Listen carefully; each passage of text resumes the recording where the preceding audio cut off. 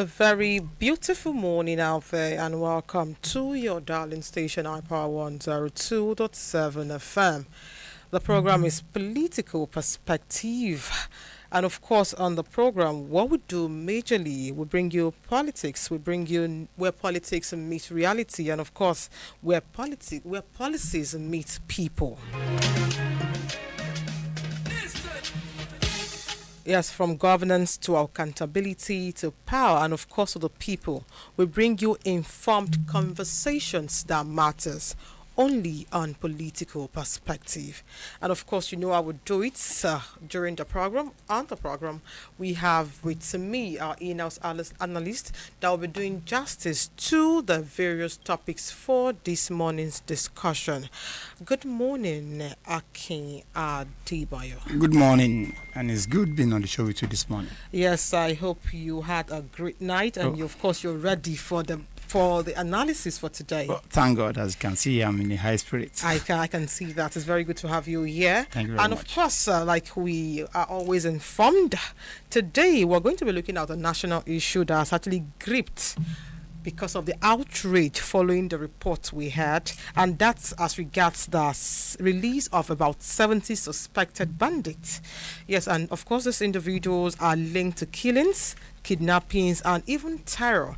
So you know the intentions behind the need for the release actually begs so many questions, that has raised so many questions among public outrage. So today our major focus will be centered around that, regarding the 70 bandits to be are meant to be released to the public.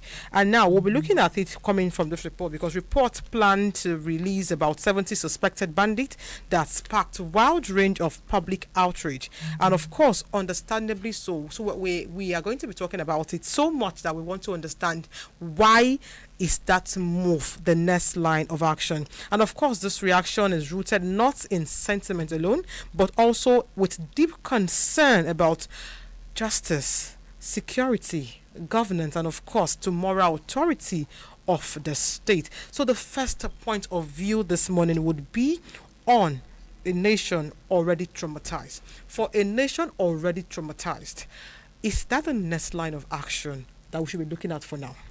Thank you very, very much. Like you rightly said, for a nation that is already traumatized, we shouldn't deceive ourselves. Nigeria of today, we are traumatized. Particularly, if I would say maybe the Christian folks back in the northern Nigeria, they are terribly traumatized. Now, it becomes an issue of concern when people that actually cause the trauma, that God helped the government then to get hold of them, and the same people now, and the same people now are about to be released on reasons best known to the Kaduna State government. Well, this issue wouldn't have come to the front burner if it had not been exposed by Sarah reporter, which means that the governor intends releasing those people discretionally, or should I say no, discreetly, without even making it public. Why the secrecy? If really you want to release those people on the genuine ground, why the secrecy? Now, before I go further, I would like to make everybody understand that as a governor, he has the right to release prisoners. The Constitution actually is well enshrined in the Constitution. That is Section 212 of the National Constitution as amended. It allowed governors to grant pardon, reprieves, commuted sentence, or remit punishment after consulting a state advisory council on the prerogative of mercy, serving as a humane check on the justice system and what have you. Now, it said based on the advisory council, which means that the governor did not just sleep one day, wake up the following morning and decide to release those prisoners. He must have sought advice from his council. The question now is this: what kind of advice was given to the governor by the so-called advisory council? Is it an advice that that the religion sentiment override? Is it an advice that ethnic sentiment takes dominance of? These are questions that are begging for answer. Now, like I rightly said, the governor can grant mercy on some ground as well, maybe on earth ground, on the congestion of the prison, or probably on other matters. Maybe the person or the prisoners are being remorseful. But They've turned a new leaf. I beg to differ, because on whatever ground it may be, these persons have been linked with mass kidnapping, killing displaced of communities, I'm coming there. destruction of livelihood. Exactly. So, it's a question that begs for so many answers. Exactly. No, I'm coming there. I'm just Okay. trying to establish the ground on which a governor or the president can grant mercy. Okay. Now the question now is this: those people that were released, have they been able to meet those grounds? The answer is no. We shouldn't deceive ourselves. If they are remorseful, to what extent have they been remorseful? If they document backing up their remorsefulness? Now, if it's on earth ground, has it been established that indeed these people were sick? Like I rightly said, if not for Sarah reporter that actually busted that intention, that is how those people have been released back into the public. In fact, it got to a particular stage in this country that we learned that anybody that is a terrorist that is caught would now probably be given an appointment either in the military or in the police. And this has actually frustrated the effort of the security agencies then. These are questions begging for answers. Why is the governor not trying to release those people secretly? If not, there is an ulterior motive behind it. And we all know that this same Katsina State has been alleged over and over again about the idea of harboring these insurgents, based on the ground that they are religious belief, they are of same ethnic groups. Now these governors are not beginning to ask themselves, is it not high time that we begin to look into this right of prerogative of mercy being given to the governors? Because ideally, for a governor to have gone to the extent of releasing people that have been terrorizing your community, your state, it's best for serious answer. Now look at the governor of Bauchi as well, in person of I've forgotten Bala Mohammed. That was how he went on air some years back to say that any elder that finds his way into Nigeria becomes a Nigerian automatically. As a governor, does he have the right to bestow on any person the right of citizenship? The answer is no.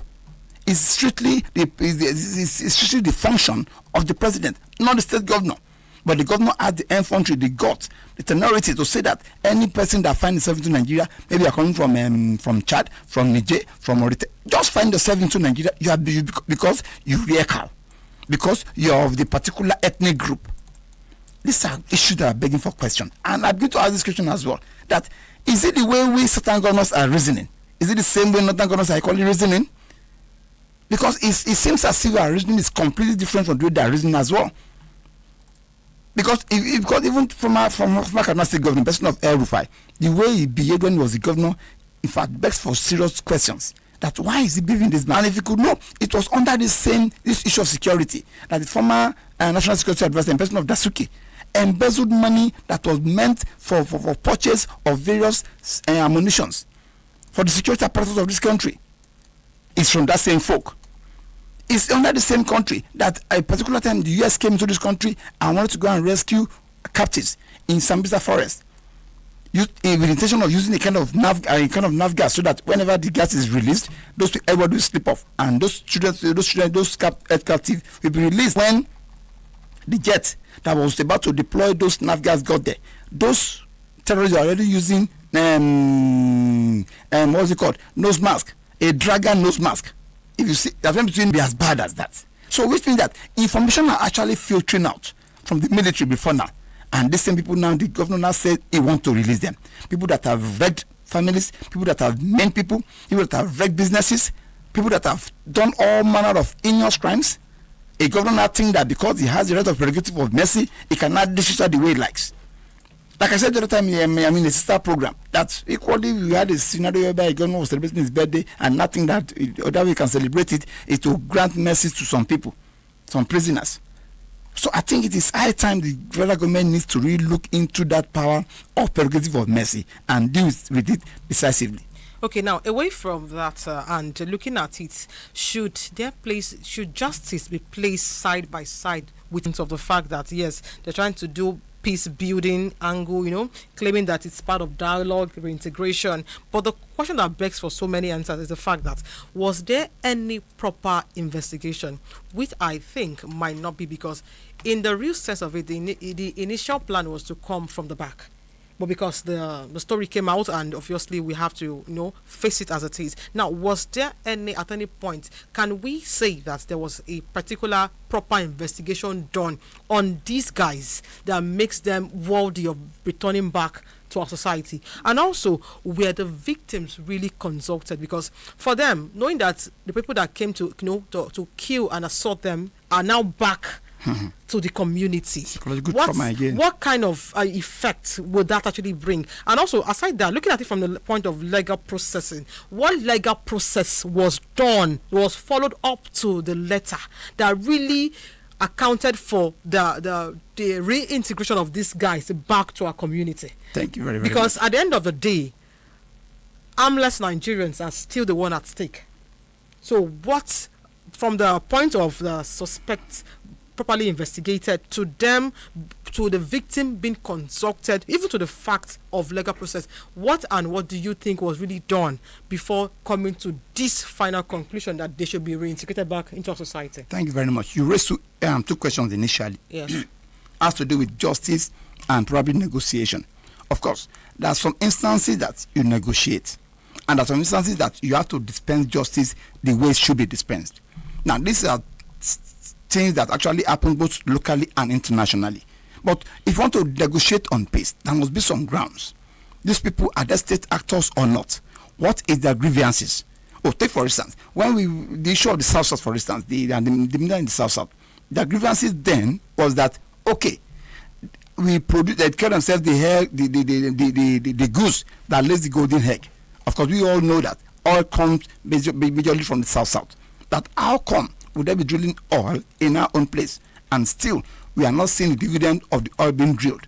Now, this is, whenever this drilling takes place, it affects their farmland. They can no longer go to farm. It affects their water, which they can't go into fishing. And these are the two major, occupation being done in certain south part of the, of the country. Now, they now started agitation, and of course, amnesty was granted to them during Yar'Adua's government then. Now, and since then, at least there have been relative peace over there. At least they have something to negotiate with. They have their grievances. But the question is this: these people we are talking about, what is their grievances? Number one, Boko Haram says no to Western education. The question is this: the ammunition they are using to terrorize the country, are they the one that produced it? If you are saying no to Western education, that people should not go to school, what about the ammunition they are using to terrorize your country? If those ones hadn't produced and went to school, would it be used? Would it be used by them? That is one. The Lukarawaz, they are advocating for maybe land grabbing and what have you. The question is, where are they coming from? Don't they have land before coming here?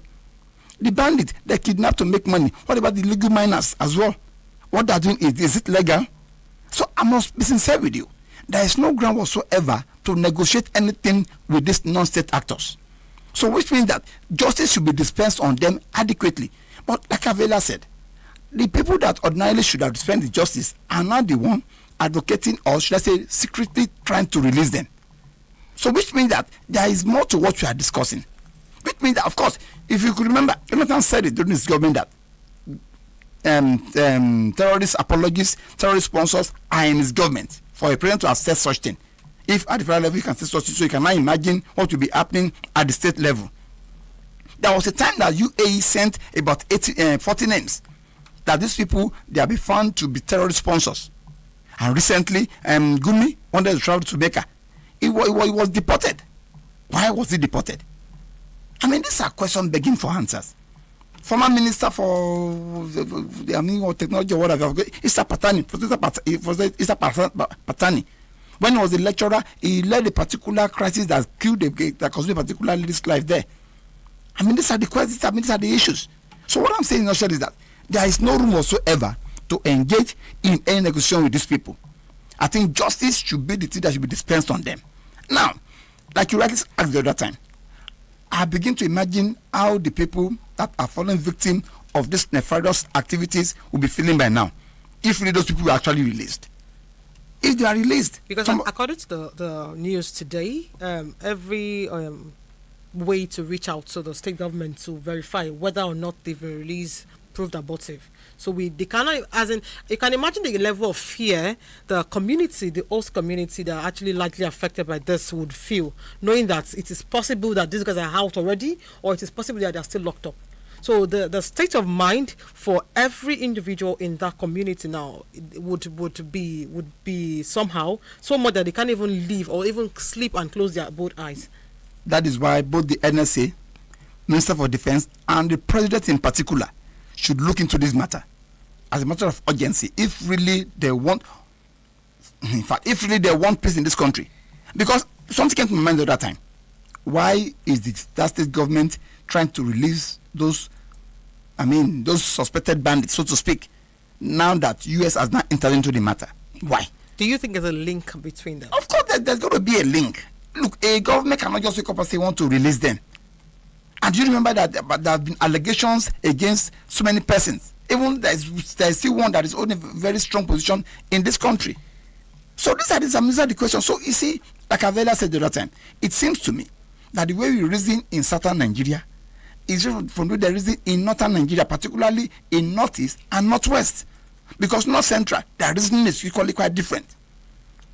Because they're falling more victim of these terrorist activities than any other region, not central in particular. And I wouldn't want to start mentioning the religion that dominates that area. No. So this is actually begging for answers. Do you know that with the strike that took place in December in Sokoto, I'm sorry to say this, the Sultan has not said anything about it till we speak. And I could remember that these are people that are saying that no, they granted amnesty, led by Sultan, led by Gumi. On what ground are they advocating for amnesty to these people? So it means that in a way they are supporting, and thank God, Adam Toshomole himself said it, that some generals are the ones sponsoring those various illegal mining going on in northern Nigeria, in Zamfara. In particular, I mentioned it. He said they should quote him. And during that till date, nobody has come out to say that what Adam Toshomole said is wrong. Are we saying that Adam Toshomole is not well informed, is not informed enough? Are we saying that Adam Toshomole is raising false allegations? No. So these are questions begging for answers. It becomes so pathetic that the federal government is trying to make sure that there is security for every person so that people in IDP camps can go back to their various homes, go back to start doing their farming activities and what have you, and the particular state governor is thinking of releasing. And the most pathetic aspect of it is this, which is even becoming more established. That Katsina state happens to be the former state of the late president, in person of the immediate past president, late immediate past president Buhari. And you know there have been allegations against him as well. And we all know what happened during his own administration. In fact, if I'm not mistaken, that was the time that this terrorist act actually festered longer. That was the time they had a swell time. That was the time that billions were being budgeted for the Ministry for Defense, and the money just disappeared just like that. And that is one of the problems now that this guy is facing. The immediate past Attorney General, person of mine, Malami. So these are the questions that these questions are begging for answers. So in summary, I see no reason why the president by now, or National Assembly by now, should not look into that prerogative of mercy being given to the state governors, because to me it seems they are abusing it. Thank you very much. Thank you. For those just joining us, you're still on to Political Perspective on your darling station iPower 102.7 FM.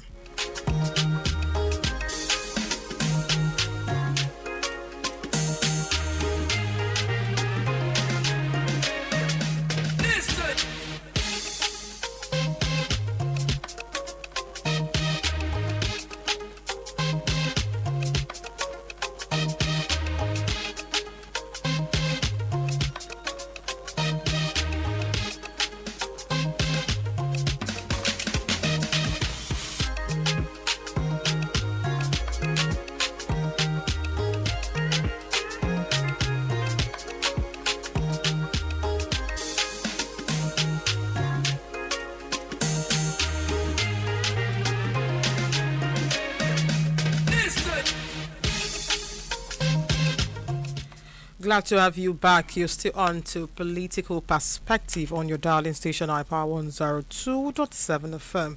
And of course, we've been talking about the story from Castina, talking about how high emotions have following the report of the plans to release about 70 suspected bandits which are involved in alleged killings, kidnappings, and of course, wide range of insecurity.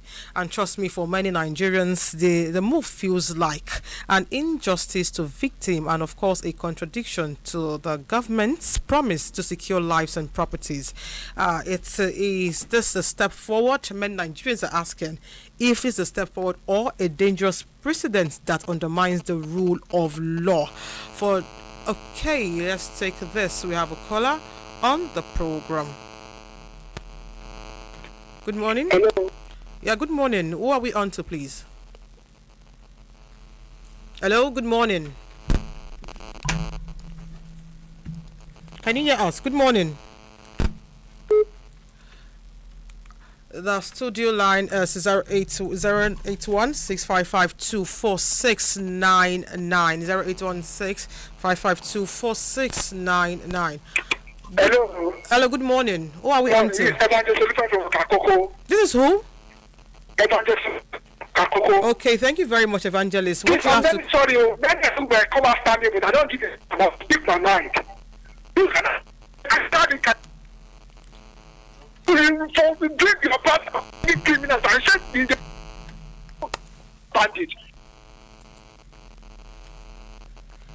Can you come again with your reactions, please?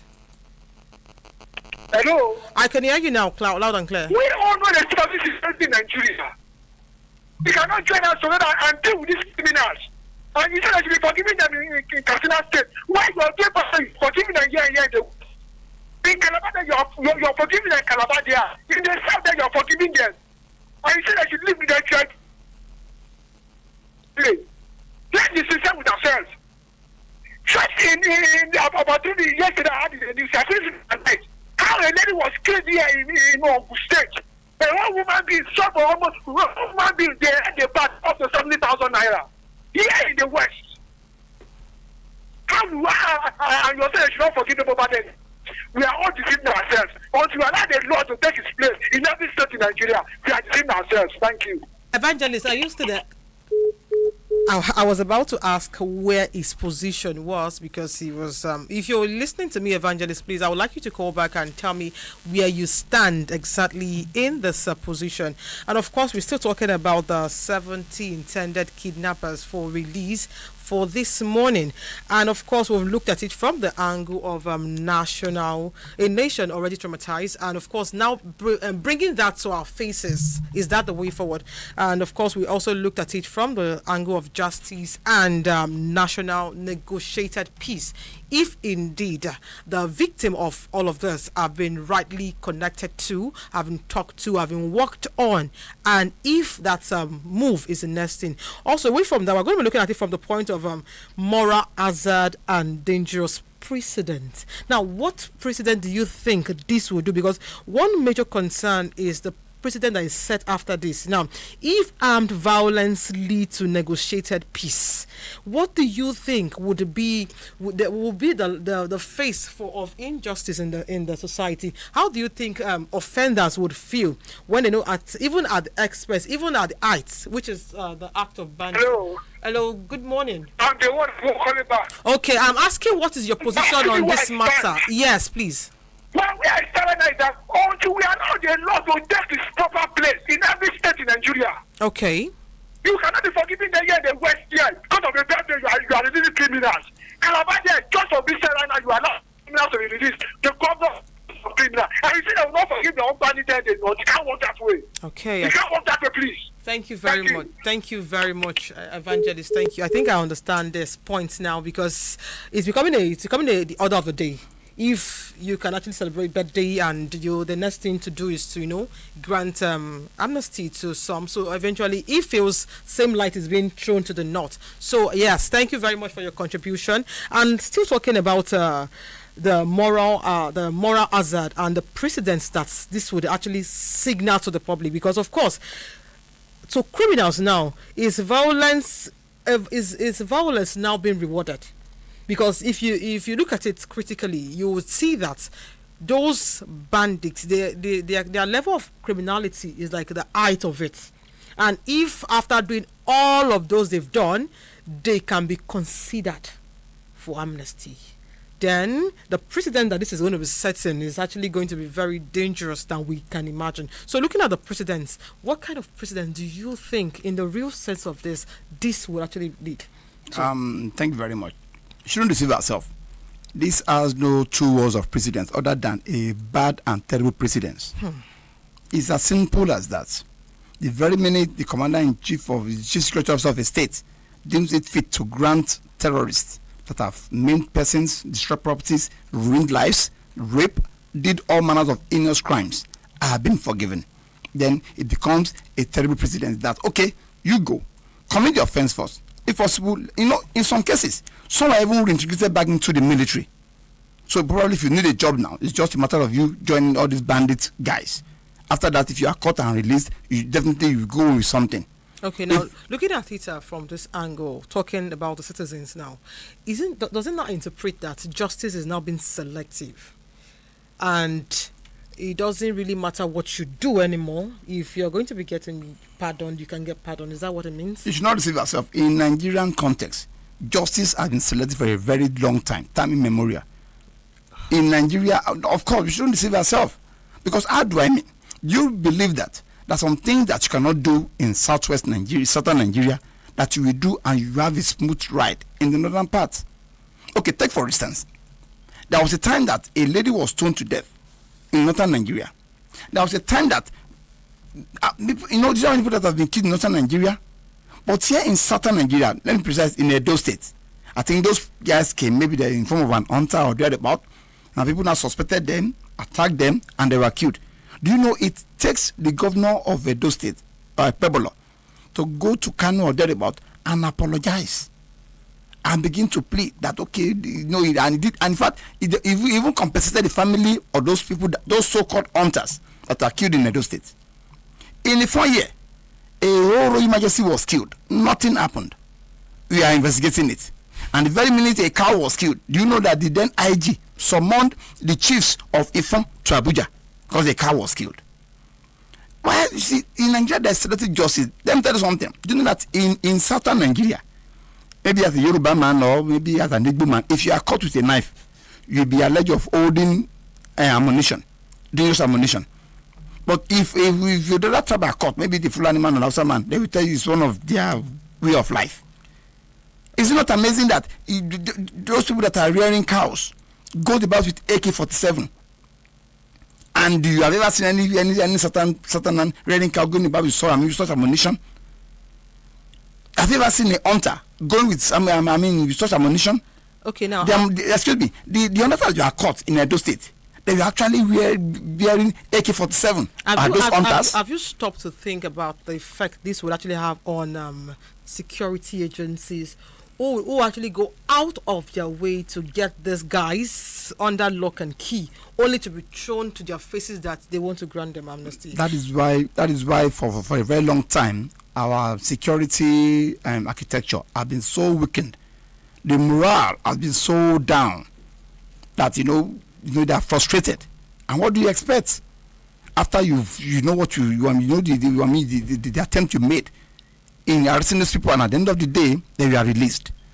If not for recently, that we now have a new initiative in town in person of the president and minister of defense that has over time faced these people, that the military officers now have the morale to go out there. Do you know that was not some few days back, these terrorists, they all came together and they invaded, it's not 47 or 42 brigade or thereabout, and they were exchanging. It was a terrible, maybe about 3 days ago thereabout. It was very, very terrible. Thank God that the military officers were on ground, both on ground and on air, and that was how they were able to kill these people, and they recovered various grades of ammunitions. That is to tell you the God they have over there. That is to tell you that indeed they are having backings. And you know the ripple effect on the citizens that are falling victim of these people. It's so traumatic. People that you've killed their family, you wipe out the entire family, you destroy their farmlands. After you are caught, and they was happy that okay, these people have been caught, all for them to discover now that you'll be there. I mean, they've been released. It will send a shocking waves down their spine. It should be checked. But how do we check it? That's why I said the National Assembly needs, because the governor wouldn't have had the guts to release those people if not on its constitutional right of prerogative of mercy. And that was what he leveraged on to actually release those guys. Okay. So it needs to be reversed. No, that I would look into that subsequently. And of course, you can still reach us on our social media handles on Facebook, Instagram, TikTok, and of course on S on iPower1027 for your contributions and of course suggestions regarding this particular matter. You can reach us on our studio line is 0816552469. Your take on this topic is very vital and very important to us. Or is 0813274739. Yes, away from that and looking at it from the angle of the impact it has on national security strategy. Now, Nigerians' fight against insecurity relies heavily on deterrent, intelligence, and of course on reinforcement. Now, releasing bandits back without clear rehabilitation, without clear monitoring or monitoring mechanism can actually weaken the strategy that they think they have. Don't you think it is going a long way to ruin the name we have for ourselves as Nigerians? Number one, I see no reason why they should be released in the first place. They should not be released at all. Is it possible that those guys go back into society and they don't re-offend? Is there any link to that? You know what? These are people that knows what they actually made when they were into that banditry activities before they are caught. They never renounced. Even those that renounced, still. Do you know how many times they've caught these Toji Bellows, and maybe one of his guys? About 2 different times. He was reintegrated. Whenever he is released, he will come at times and say he has renounced. After he's integrated, give him money and what have you, he will go back again and start giving them information.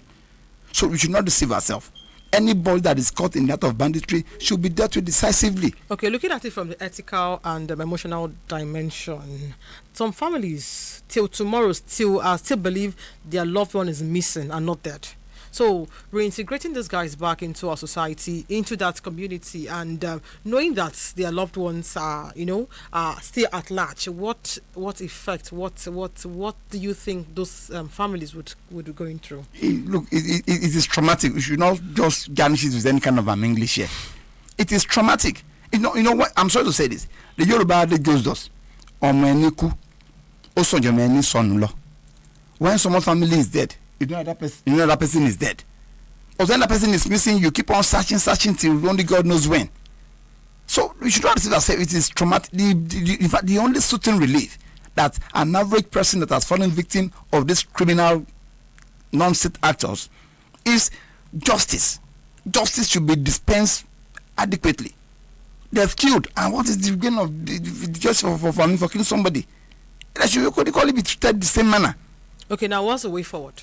The way forward is this. Yes. Number one, since the prerogative of mercy is what that governor of Katsina State leveraged on to lead those guys, okay, the National Assembly needs to review that right of prerogative of mercy for the governors. Maybe it should be a strict mercy right for the president because it's not being abused. What if the president decides to actually pardon such? The president cannot just pardon. Okay, like what happened when President Bola Ahmed Tinubu granted some people amnesty, okay, and some presidential pardon rather. There was an outcry, and he has to withdraw it because, of course, there are some advice that is called headed by the Attorney General of each state or national or the Attorney General of the Federation, as the case may be, that they are the chairman of the advisory council. They have to look into those matters and look into the behavioral attitude of those people, those inmates. That is on that ground that the president cannot grant the pardon.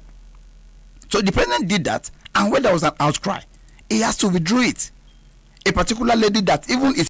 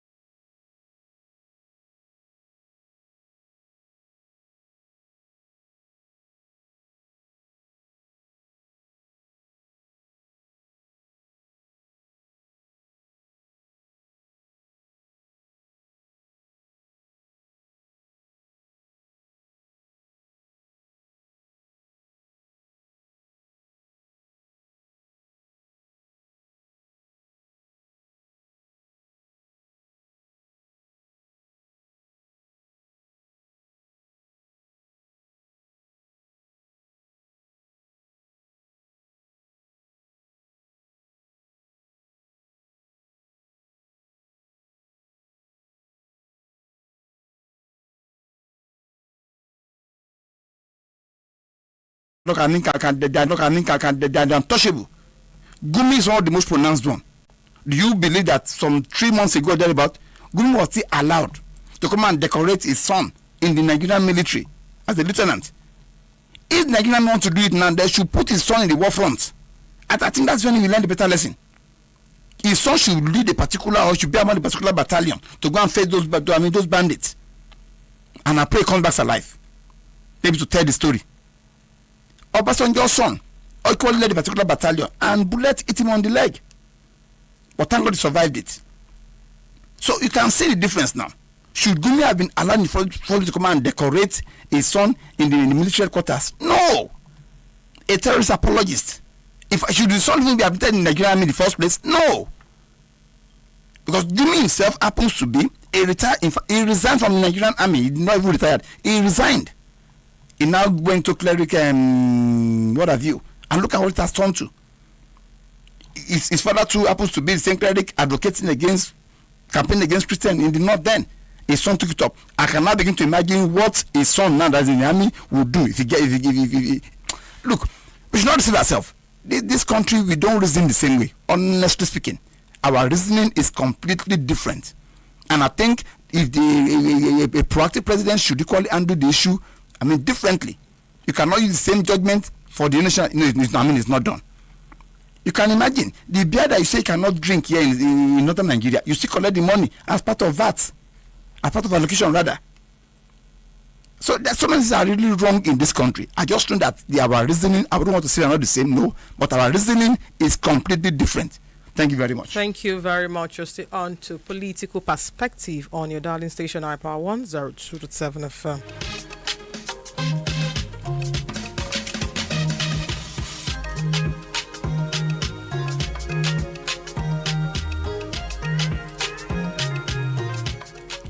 Welcome back. And of course, the outrage over this planned release of the 70 bandits is not actually mere emotions. It's not as if we just want to just pour out our emotions on air, but it actually reflects the deep fear that Nigeria may be sacrificing justice for conveniency. Peace is important, but peace without accountability is temporary, because we cannot account for what those guys would do if they actually come out and wish to go back, or even do worse, because of at least they believe in their heart that pardon would always come when it wants to come. So a government that truly seeks security must actually balance dialogue, not just balancing dialogue, but at least ensuring that mercy with justice and reconciliation is with responsibility. Now, looking beyond that, a very quick look at this Malami story.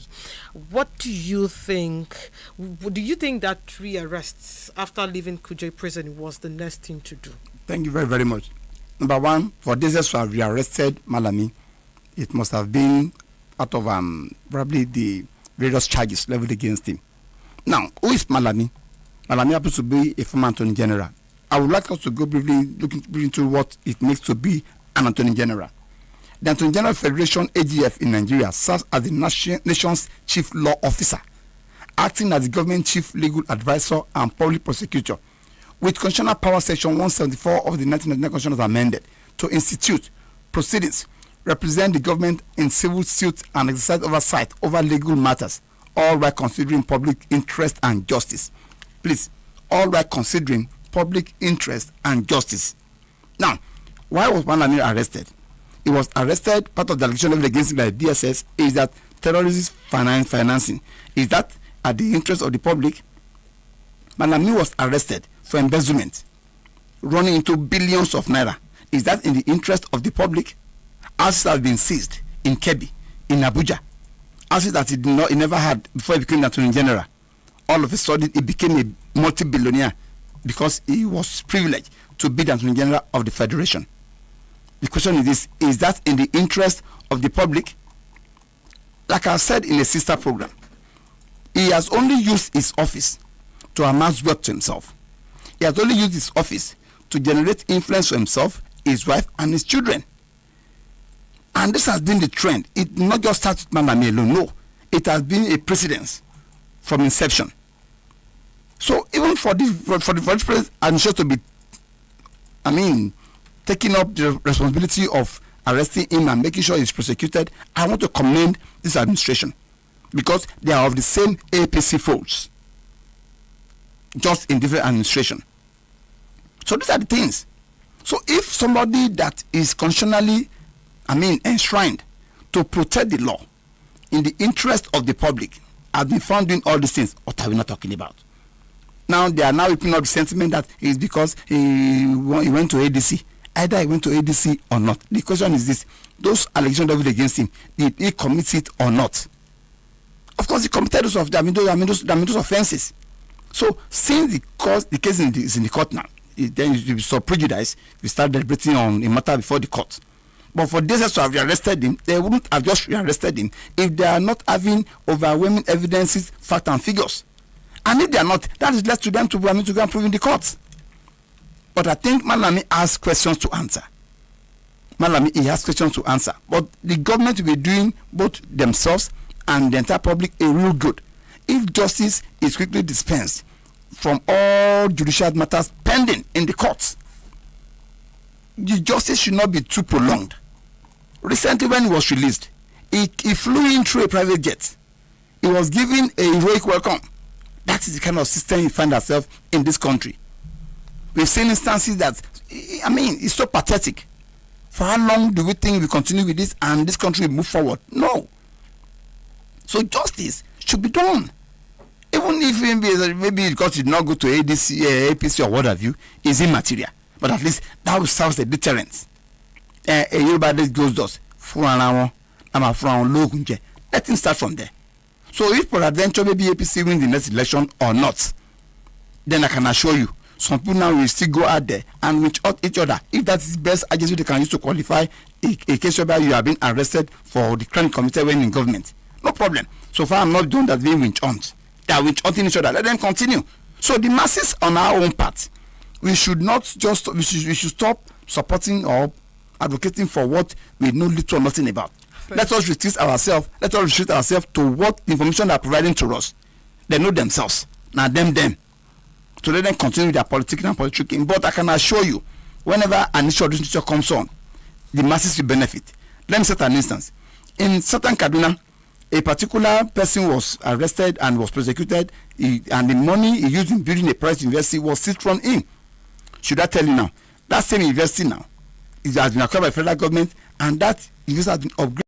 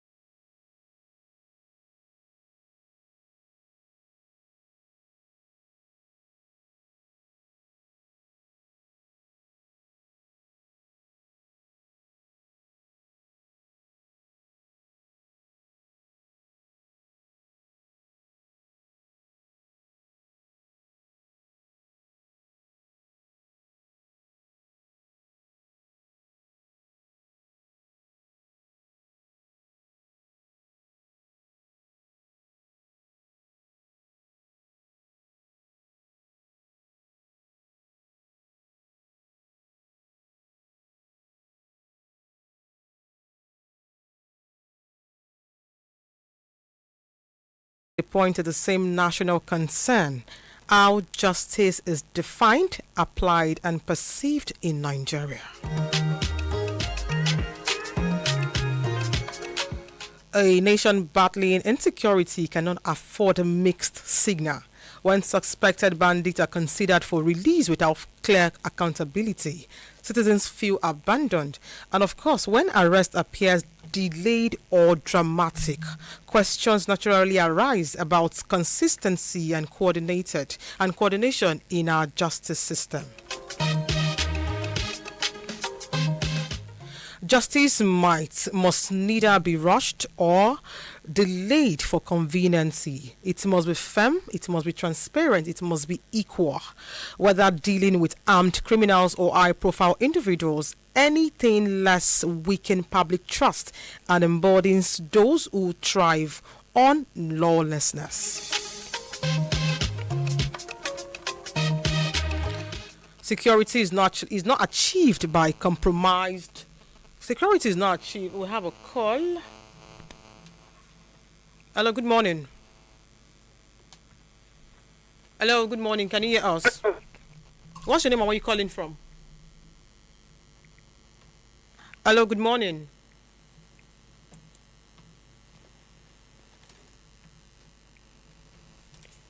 Hello, good morning. Yes, like I said, security is not achieved on compromise alone, but peace, and of course, peace cannot be sustained where victims feel forgotten. So, at the same time, the rule of law demands due process, not mob justice, not political pressure, but fairness anchored on accountability. Ultimately, Nigerians' strength lies not on how loudly we announce arrests or negotiations, but in how faithfully we uphold justice and. Hello, good morning. Hello, good morning. Where are you calling from and what's your name?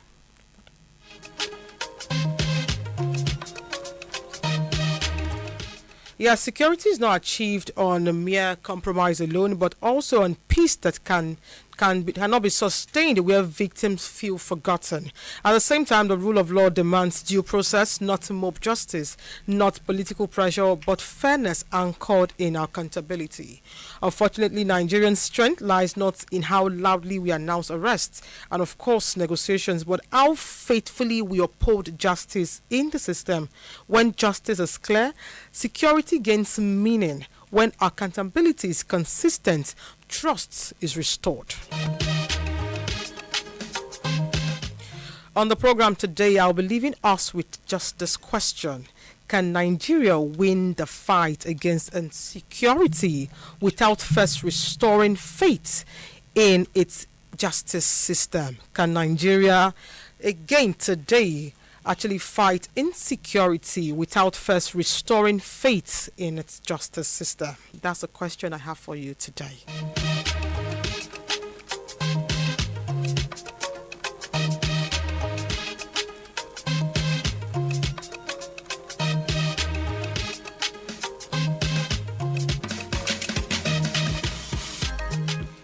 That's how far we can go today on Political Perspective, where we analyze political